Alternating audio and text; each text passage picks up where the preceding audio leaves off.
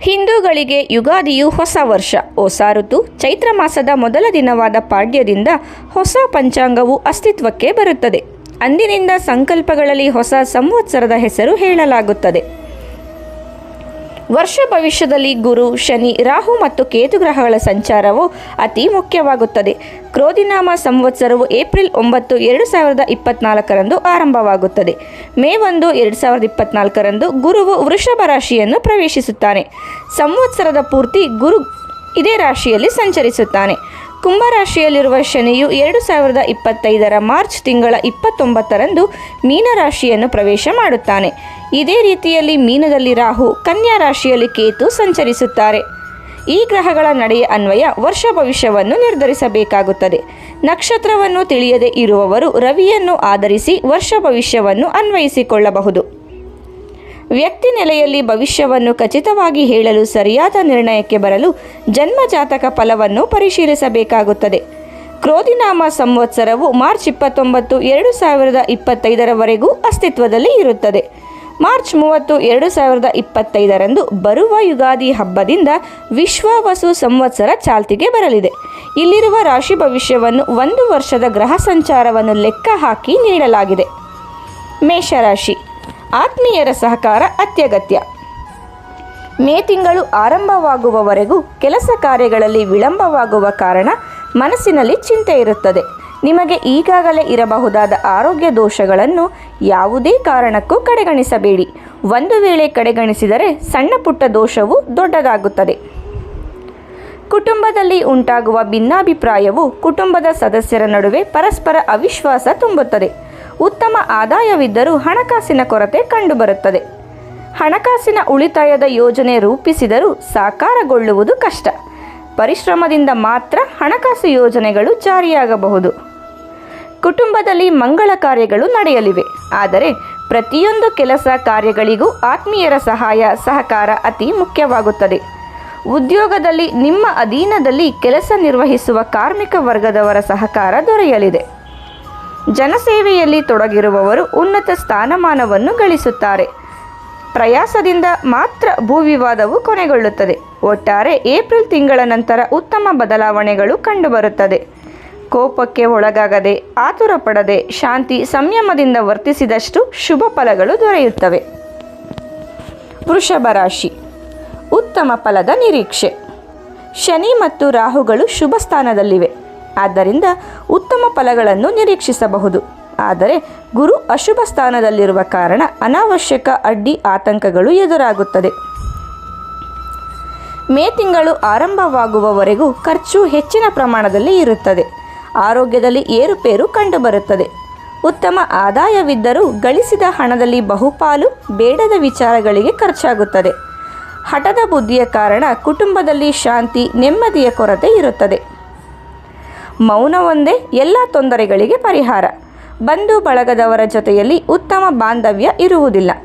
ಉದ್ಯೋಗದಲ್ಲಿ ನಿಮ್ಮ ಕಷ್ಟದ ಪ್ರಯತ್ನಗಳಿಗೆ ಉತ್ತಮ ಫಲಿತಾಂಶಗಳು ಇರುತ್ತವೆ. ಆದರೆ ಇದರಿಂದ ಒದಗುವ ಲಾಭವು ಬೇರೆಯವರ ಪಾಲಾಗುತ್ತದೆ. ಆತ್ಮೀಯರ ಸಹಾಯದಿಂದ ಮಾತ್ರ ಶುಭ ಕಾರ್ಯಗಳನ್ನು ಮಾಡಲು ಸಾಧ್ಯ. ಸ್ವಂತ ಮನೆ ಇದ್ದರೂ ಬೇರೆಡೆ ವಾಸಿಸಬೇಕಾದ ಪ್ರಸಂಗ ಉಂಟಾಗುತ್ತದೆ. ಚಿಕ್ಕ ಕೆಲಸ ಕಾರ್ಯಗಳಿಗೂ ಹೆಚ್ಚಿನ ಪರಿಶ್ರಮದ ಅವಶ್ಯಕತೆ ಇರುತ್ತದೆ.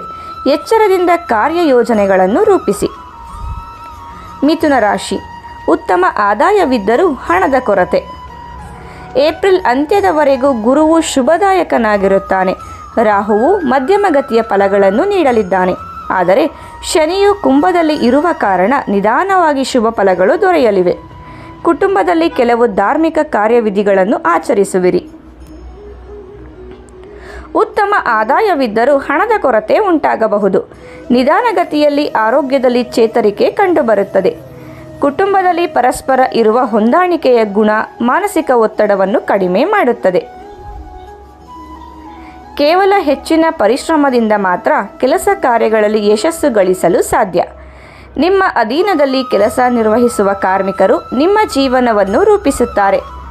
ಅವರ ಸಹಾಯ ಸಹಕಾರವಿಲ್ಲದೆ ಯಾವುದೇ ಕೆಲಸವನ್ನು ಸಾಧಿಸಲಾರಿರಿ. ನಿಮ್ಮಿಂದ ಸಹಾಯ ಪಡೆದ ಬಂಧುವರ್ಗದವರು ನಿಮ್ಮಿಂದ ದೂರ ಉಳಿಯುತ್ತಾರೆ. ಯೋಜಿತ ರೀತಿಯಲ್ಲಿ ಪ್ರಯಾಣ ಮಾಡಲು ಸಾಧ್ಯವಾಗುವುದಿಲ್ಲ. ಉತ್ತಮ ಕಾರ್ಯ ಯೋಜನೆಯಿಂದ ಪ್ರವಾಸಗಳಿಗೆ ತೆರಳಬಹುದು. ಆದರೂ ದೀರ್ಘಕಾಲದ ಪ್ರವಾಸ ಸಾಧ್ಯವಾಗದು. ದುಡುಕಿ ಹಣವನ್ನು ಖರ್ಚು ಮಾಡುವ ಕಾರಣ ಹಣದ ಕೊರತೆಯು ಕಂಡುಬರುತ್ತದೆ. ಒಟ್ಟಾರೆ ನಿಮ್ಮ ಜೀವನಕ್ಕೆ ನೀವೇ ಶಿಲ್ಪಿಗಳಾಗಬೇಕು.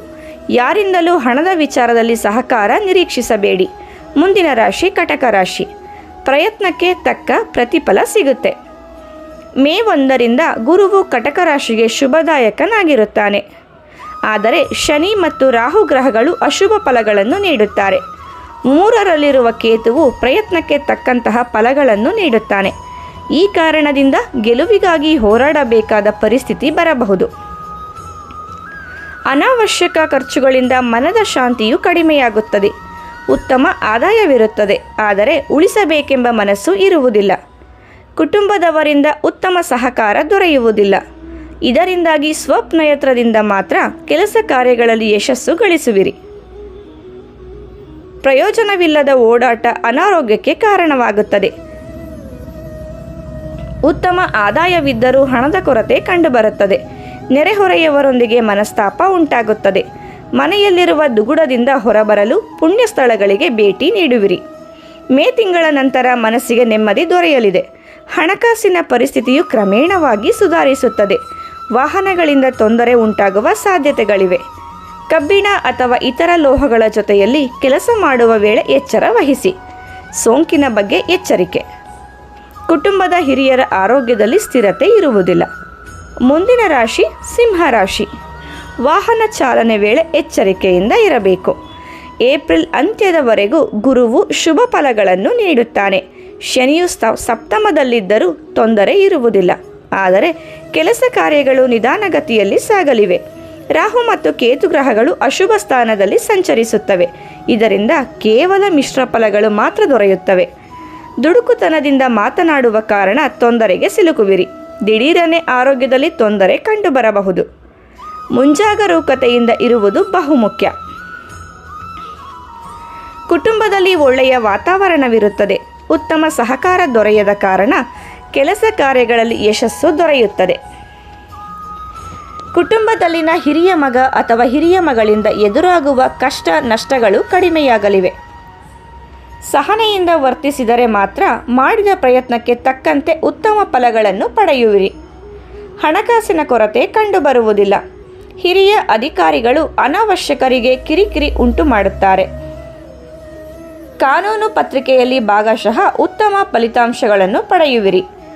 ಚಿಕ್ಕ ಮಕ್ಕಳಿಗೆ ತಲೆಗೆ ಪೆಟ್ಟು ಬೀಳುವ ಸಾಧ್ಯತೆ ಇದೆ. ವಾಹನ ಚಾಲನೆ ಮಾಡುವ ವೇಳೆ ಎಚ್ಚರ ವಹಿಸಬೇಕು. ಮುಂದಿನ ರಾಶಿ ಕನ್ಯಾ ರಾಶಿ. ದೂರದ ಸಂಬಂಧಿಕರ ಸಹಕಾರ ದೊರೆಯಲಿದೆ. ಏಪ್ರಿಲ್ ತಿಂಗಳವರೆಗೂ ಗುರುವಿನಿಂದ ಶುಭ ಫಲಗಳು ದೊರೆಯುವುದಿಲ್ಲ. ಶನಿಯು 6ನೇ ಭಾವದಲ್ಲಿ ಇದ್ದರೂ ಶುಭ ಫಲಗಳನ್ನು ನೀಡಲಿದ್ದಾನೆ.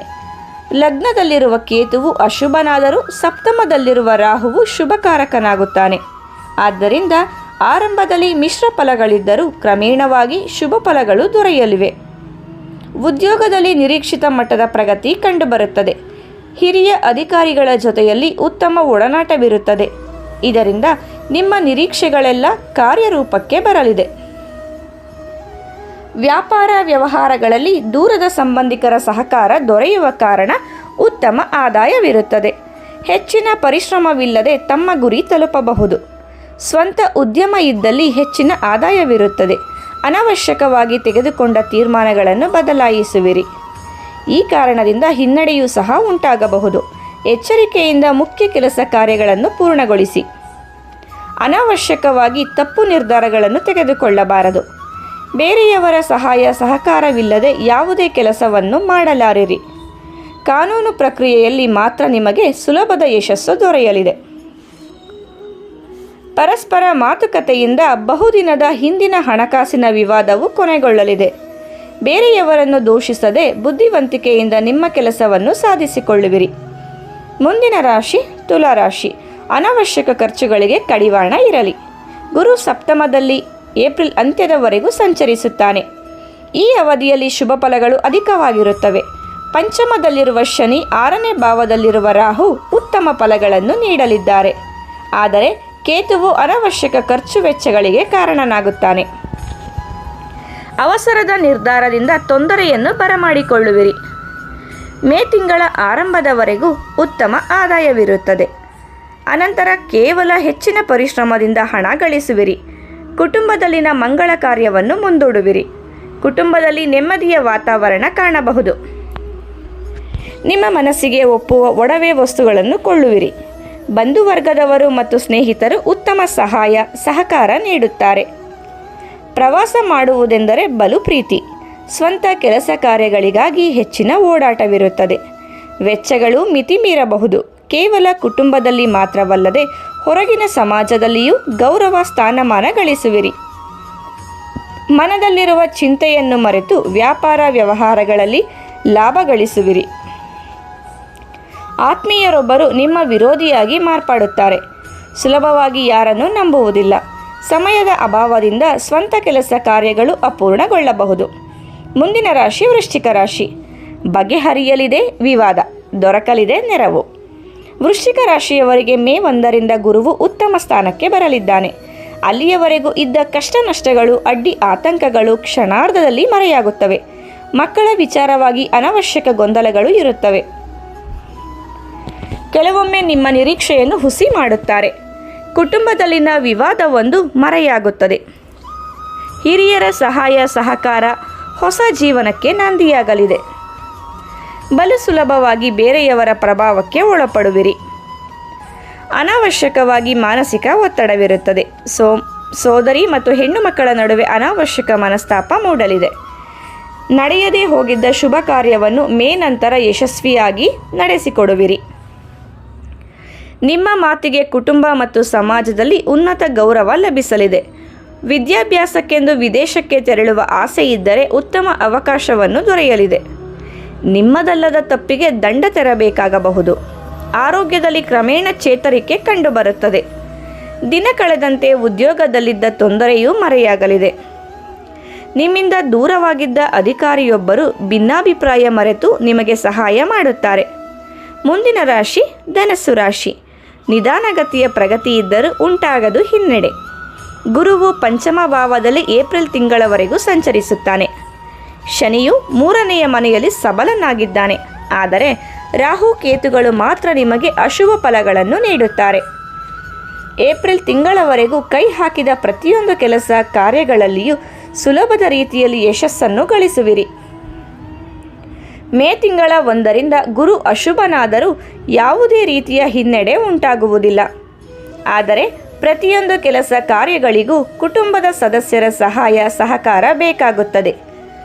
ಸತತ ಪರಿಶ್ರಮವಿದ್ದರೂ ಕೆಲಸ ಕಾರ್ಯಗಳು ನಿಧಾನಗತಿಯಲ್ಲಿ ಸಾಗುತ್ತವೆ. ಕುಟುಂಬದಲ್ಲಿನ ಎಲ್ಲರ ಆರೋಗ್ಯದಲ್ಲಿ ಚೇತರಿಕೆ ಕಂಡುಬರುತ್ತದೆ.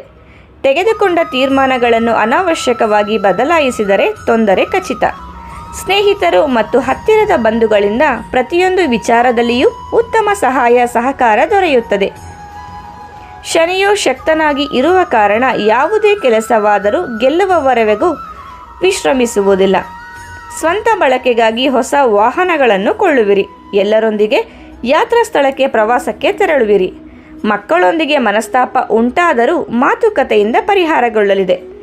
ಮನಸೆಳೆಯುವ ಮಾತುಕತೆಯಿಂದ ನಿಮ್ಮ ನೆಚ್ಚಿನ ಕೆಲಸ ಕಾರ್ಯಗಳಲ್ಲಿ ಯಶಸ್ಸನ್ನು ಗಳಿಸುವಿರಿ. ಮುಂದಿನ ರಾಶಿ ಮಕರ ರಾಶಿ. ಪೂರ್ಣಗೊಳ್ಳಲಿವೆ ಬಹುದಿನದಿಂದ ಬಾಕಿ ಇದ್ದ ಕೆಲಸ. ಗುರುವು 4ನೇ ಮನೆಯಲ್ಲಿ ಸಂಚರಿಸುತ್ತಿದ್ದಾನೆ. ಶನಿಯು ದ್ವಿತೀಯ ಭಾಗದಲ್ಲಿ ಶಕ್ತಿಶಾಲಿಯಾಗಿದ್ದಾನೆ. ರಾಹುವು 3ನೇ ಮನೆಯಲ್ಲಿದ್ದು ಶುಭ ಫಲಗಳನ್ನು ನೀಡಲಿದ್ದಾನೆ. ಆದರೆ ಕೇತುವು ಕೆಲಸ ಕಾರ್ಯಗಳಲ್ಲಿ ನಿರ್ದಿಷ್ಟ ಮಟ್ಟದ ಫಲಿತಾಂಶ ದೊರೆಯಲು ಬಿಡುವುದಿಲ್ಲ. ಆದರೂ ಯಾವುದೇ ತೊಂದರೆ ಕಂಡುಬರುವುದಿಲ್ಲ. ಮೇ 1ರಂದು ಗುರುವು ಪಂಚಮ ಭಾವಕ್ಕೆ ಬಂದ ನಂತರ ಎಲ್ಲ ರೀತಿಯ ಅನುಕೂಲಗಳು ಕಂಡುಬರುತ್ತವೆ. ಗೆಲ್ಲಲೇಬೇಕೆಂಬ ಛಲದಿಂದ ಮುಂದುವರಿಯುವಿರಿ. ಆದರೆ ಅತಿಯಾದ ಆತ್ಮವಿಶ್ವಾಸದಿಂದ ತಪ್ಪು ಮಾಡಬಹುದಾದ ಸಂಭವವಿದೆ. ಆದ್ದರಿಂದ ಶಾಂತಿ ಸಂಯಮದಿಂದ ವರ್ತಿಸುವುದು ಮುಖ್ಯ. ಅಪೂರ್ಣವಾಗಿದ್ದ ಕೆಲಸ ಕಾರ್ಯಗಳನ್ನು ಸುಲಭವಾಗಿ ಪೂರ್ಣಗೊಳಿಸುವಿರಿ. ಉದ್ಯೋಗದಲ್ಲಿ ನಿಮ್ಮ ನಿರೀಕ್ಷೆಯಂತೆ ಗೌರವಯುತ ಸ್ಥಾನಮಾನ ದೊರೆಯಲಿದೆ. ಖರ್ಚುಗಳು ಕ್ರಮೇಣ ಕಡಿಮೆಯಾಗುತ್ತವೆ. ಬಹುದಿನಗಳಿಂದ ನಿಂತಿದ್ದ ಕೆಲಸಗಳು ಸಂಪೂರ್ಣಗೊಳ್ಳಲಿವೆ. ಆದರೆ ತಂದೆಯ ಆದಾಯದಲ್ಲಿ ತೊಂದರೆ ಇರುತ್ತದೆ. ಕುಟುಂಬದ ಹಿರಿಯರ ಆರೋಗ್ಯದಲ್ಲಿ ಏರುಪೇರು ಉಂಟಾಗಲಿದೆ. ಧಾರ್ಮಿಕ ಕಾರ್ಯಗಳ ಮುಂದಾಳತ್ವ ವಹಿಸುವಿರಿ. ಜನಸೇವೆ ಮಾಡುವ ಆಶಯವಿದ್ದಲ್ಲಿ ಅಪರೂಪದ ಅವಕಾಶ ದೊರೆಯಲಿದೆ. ಎಚ್ಚರ ತಪ್ಪಿ ನಡೆದರೆ ಕೆಲಸಗಳಲ್ಲಿ ತೊಂದರೆ ಉಂಟಾಗಲಿದೆ. ಮುಂದಿನ ರಾಶಿ ಕುಂಭರಾಶಿ. ಸಹಾಯ ಮಾಡಲು ಬಂದವರನ್ನು ಅನುಮಾನದಲ್ಲಿ ನೋಡದಿರಿ. ಶನಿಯು ನಿಮ್ಮದೇ ರಾಶಿಯಲ್ಲಿದ್ದರೂ ಯಾವುದೇ ತೊಂದರೆ ನೀಡುವುದಿಲ್ಲ. ರಾಹು ದ್ವಿತೀಯದಲ್ಲಿ ಇದ್ದರೂ ತೊಂದರೆ ಬಾರದು, ಆದರೆ ಮಾತಿನ ಮೇಲೆ ಹಿಡಿತವಿರಬೇಕು. ಗುರು ತೃತೀಯದಲ್ಲಿ ಇದ್ದು ಮೇ 1ರಂದು ಚತುರ್ಥ ಭಾವದಲ್ಲಿ ಸಂಚರಿಸಲು ಆರಂಭಿಸುತ್ತಾನೆ. ಆದರೆ 8ನೇ ಮನೆಯಲ್ಲಿರುವ ಕೇತು ಅಲ್ಪ ಪ್ರಮಾಣದ ತೊಂದರೆಗೆ ಕಾರಣನಾಗುತ್ತಾನೆ. ಮನಬಿಚ್ಚಿ ನಿಮ್ಮ ಮನದ ಭಾವನೆಗಳನ್ನು ಹಂಚಿಕೊಂಡರೆ ಯಾವುದೇ ತೊಂದರೆ ಉಂಟಾಗುವುದಿಲ್ಲ. ನಿಮಗೆ ಸಹಾಯ ಮಾಡಲು ಬಂದವರನ್ನು ಅನುಮಾನದ ದೃಷ್ಟಿಯಿಂದ ನೋಡುವಿರಿ. ಎಲ್ಲರೊಂದಿಗೆ ಪ್ರೀತಿ ವಿಶ್ವಾಸದಿಂದ ಇದ್ದರೆ ಅಸಾಧ್ಯ ಎಂಬ ವಿಚಾರವೇ ಇರುವುದಿಲ್ಲ. ಬಂಧು ಬಳಗದವರ ಜೊತೆ ಅನಾವಶ್ಯಕವಾಗಿ ವಾದ ವಿವಾದದಲ್ಲಿ ತೊಡಗುವಿರಿ. ಆರೋಗ್ಯದಲ್ಲಿ ತೊಂದರೆ ಇರುತ್ತದೆ. ವ್ಯಾಪಾರ ವ್ಯವಹಾರಗಳಲ್ಲಿ ಉತ್ತಮ ಆದಾಯ ದೊರೆಯಲಿದೆ, ಆದರೆ ಹಣವನ್ನು ಉಳಿಸಲು ವಿಫಲರಾಗುವಿರಿ. ಉದ್ಯೋಗದಲ್ಲಿ ಅನಾವಶ್ಯಕ ಬದಲಾವಣೆಗಳು ಎದುರಾಗಿ ಉದ್ಯೋಗ ಬದಲಾಯಿಸುವಿರಿ. ವಿದ್ಯಾರ್ಥಿಗಳು ಉತ್ತಮ ಸಾಧನೆ ಮಾಡಬಲ್ಲರು. ಮಾತಿನಿಂದ ಎಲ್ಲರ ಮನಸ್ಸನ್ನು ಗೆಲ್ಲಲು ಪ್ರಯತ್ನಿಸಿ. ಉದ್ಯೋಗ ಅಥವಾ ವ್ಯಾಪಾರದ ಸಲುವಾಗಿ ವಿದೇಶಕ್ಕೆ ತೆರಳಬಹುದು. ಸುಳ್ಳು ಹೇಳುವ ಜನರಿಂದ ದೂರವಿರುವುದು ಲೇಸು. ಮುಂದಿನ ರಾಶಿ ಕೊನೆಯ ರಾಶಿ ಮೀನರಾಶಿ. ಈ ವರ್ಷ ಹಣಕಾಸು ಆರಾಮು. ಗುರು ಕೊನೆಯವರೆಗೂ ದ್ವಿತೀಯ ಭಾವದಲ್ಲಿ ಸಂಚರಿಸುತ್ತಾನೆ. ಆದ್ದರಿಂದ ನಿಮ್ಮ ಮಾತಿಗೆ ಉತ್ತಮ ಗೌರವ ಲಭ್ಯವಾಗುತ್ತದೆ. ಹಣಕಾಸಿನ ತೊಂದರೆ ಕಂಡುಬರುವುದಿಲ್ಲ. ಮೇ ತಿಂಗಳಲ್ಲಿ ಗುರು ದ್ವಿತೀಯ ಭಾವಕ್ಕೆ ಪ್ರವೇಶಿಸುತ್ತಾನೆ. ಆದ್ದರಿಂದ ಸಣ್ಣ ವಿಚಾರಗಳಿಗೂ ಹೆಚ್ಚಿನ ಪ್ರಯತ್ನ ಬೇಕಾಗಲಿದೆ. ರಾಶಿಯಲ್ಲಿಯೇ ರಾಹು ಇರುವ ಕಾರಣ ಪ್ರತಿ ವಿಚಾರಗಳಿಗೆ ಮಾನಸಿಕ ಒತ್ತಡಕ್ಕೆ ಒಳಗಾಗುವಿರಿ. ಶನಿಯು ದ್ವಾದಶ ಭಾವದಲ್ಲಿ ಇರುವ ಕಾರಣ ಅನಾವಶ್ಯಕ ಖರ್ಚು ವೆಚ್ಚಗಳು ಎದುರಾಗಲಿವೆ. ಕುಟುಂಬದಲ್ಲಿ ಸೌಹಾರ್ದಯುತ ವಾತಾವರಣವಿರುತ್ತದೆ. ಕೆಲಸ ಕಾರ್ಯಗಳಲ್ಲಿ ಉತ್ತಮ ಪ್ರಯತ್ನ ಹೆಚ್ಚಿನ ಶುಭ ಫಲಗಳಿಗೆ ಕಾರಣವಾಗುತ್ತದೆ. ಒಮ್ಮೆ ತೆಗೆದುಕೊಂಡ ನಿರ್ಧಾರವನ್ನು ಬದಲಾಯಿಸದಿರಿ. ವಿಶ್ವಾಸದಿಂದ ಮಾತ್ರ ಯಶಸ್ಸನ್ನು ಗಳಿಸಲು ಸಾಧ್ಯ. ಸೋದರ ಅಥವಾ ಸೋದರಿಯರ ಸಹಾಯದಿಂದ ಸಾಲದ ಬಾಧೆಯಿಂದ ದೂರವಾಗುವಿರಿ. ಉದ್ಯೋಗದಲ್ಲಿ ಆತ್ಮೀಯರ ಸಹಾಯದಿಂದ ಯಶಸ್ಸು ಗಳಿಸುವಿರಿ. ಅನಾವಶ್ಯಕ ತಿರುಗಾಟ ಬೇಸರ ಮೂಡಿಸುತ್ತದೆ. ಮನೆಯಲ್ಲಿ ನಿಶ್ಚಯವಾದ ಮಂಗಳ ಕಾರ್ಯವು ನಡೆಯಬೇಕೆಂದರೆ ಧೈರ್ಯದ ಗುಣವನ್ನು ಬೆಳೆಸಿಕೊಳ್ಳಬೇಕು. ಒಟ್ಟಾರೆ ನಿಮಗೆ ದೊರೆಯುವ ಫಲಿತಾಂಶಗಳು ನೀವು ತೆಗೆದುಕೊಳ್ಳುವ ನಿರ್ಧಾರವನ್ನು ಅವಲಂಬಿಸುತ್ತದೆ. ನೀವು ಅತಿಯಾಗಿ ಪ್ರೀತಿಸುವ ವ್ಯಕ್ತಿ ಒಬ್ಬರು ನಿಮ್ಮನ್ನು ತಪ್ಪಾಗಿ ಅರ್ಥೈಸಿಕೊಳ್ಳುತ್ತಾರೆ. ಆರೋಗ್ಯದ ಬಗ್ಗೆ ಎಚ್ಚರ ಇರಲಿ. ಮನೆಯಲ್ಲಿರುವ ಸ್ತ್ರೀಯರ ಆರೋಗ್ಯದಲ್ಲಿ ಏರಿಳಿತ ಉಂಟಾಗಬಹುದು. ಸರ್ವೇ ಜನ ಸುಖಿನೋ ಭವಂತು. ಎಲ್ಲರಿಗೂ ಸುಖ ಸಿಗಲಿ ಎನ್ನುವುದು ಭಾರತೀಯ ಪರಂಪರೆಯ ಅತಿ ದೊಡ್ಡ ಪ್ರಾರ್ಥನೆ. ಸುಖ ಬಂದಾಗ ಹಿಗ್ಗದೆ, ದುಃಖ ಬಂದಾಗ ಕುಗ್ಗದೆ ನಾವೆಲ್ಲರೂ ಬದುಕು ಎದುರಿಸೋಣ. ನಮಗೆ ಇಂಥ ಶಕ್ತಿಯು ಆಧ್ಯಾತ್ಮದಿಂದ, ದೇವರ ದಯೆಯಿಂದ ಬರುತ್ತದೆ. ಎಲ್ಲರ ಸುಖದಲ್ಲಿ ನಮ್ಮ ಸುಖವೂ ಇದೆ ಎನ್ನುವುದನ್ನು ಅರಿತುಕೊಂಡು ಸಮಾಜಕ್ಕೆ ಒಳಿತಾಗಲಿ ಎಂದು ಚಿಂತನೆ ಮಾಡೋಣ. ಭಾರತೀಯ ಪರಂಪರೆಯಲ್ಲಿ ಯುಗಾದಿಗೆ ತನ್ನದೇ ಆದ ಮಹತ್ವವಿದೆ. ಹಲವು ಒಳಿತುಗಳಿಗೆ ಇದು ಶುಭಾರಂಭವಾಗಲಿ. ಕ್ರೋಧಿನಾಮ ಸಂವತ್ಸರದಲ್ಲಿ ನಿಮ್ಮ ಎಲ್ಲ ಒಳ್ಳೆಯ ಸಂಕಲ್ಪಗಳು ಈಡೇರಲಿ. ಎಲ್ಲರೂ ಇನ್ನಷ್ಟು ಧಾರ್ಮಿಕ ಕಾರ್ಯಗಳನ್ನು ಮಾಡುವಂತಾಗಲಿ. ಮನಸ್ಸಿಗೆ ನೆಮ್ಮದಿ, ಸುಖ ಮತ್ತು ಶಾಂತಿ ಸಿಗಲಿ ಎಂದು ದೇವರಲ್ಲಿ ಯುಗಾದಿ ಹಬ್ಬದ ಶುಭ ಸಂದರ್ಭದಲ್ಲಿ ಪ್ರಾರ್ಥಿಸುತ್ತೇನೆ. ಒಳಿತಿನ ಸಂಕಲ್ಪಕ್ಕೆ ಮತ್ತೊಬ್ಬರಿಗೆ ಮನಪೂರ್ವಕವಾಗಿ ಶುಭ ಹಾರೈಸಲು ಯಾವುದೇ ಹಿಂಜರಿಕೆ ಬೇಡ. ಯಾವುದೇ ಕಾರ್ಯ ಕೈಗೂಡಲು ಮನುಷ್ಯನ ಪ್ರಯತ್ನವು ಬಹಳ ಮುಖ್ಯವಾಗುತ್ತದೆ. ಸ್ನೇಹಿತರೆ, ಮಾಹಿತಿ ಇಷ್ಟ ಆದರೆ ವಿಡಿಯೋಗೆ ಒಂದು ಲೈಕ್ ಮಾಡಿ. ಇದೇ ರೀತಿ ಉಪಯುಕ್ತ ಮಾಹಿತಿಯೊಂದಿಗೆ ಮುಂದಿನ ವಿಡಿಯೋದಲ್ಲಿ ಭೇಟಿಯಾಗೋಣ. ಧನ್ಯವಾದಗಳು.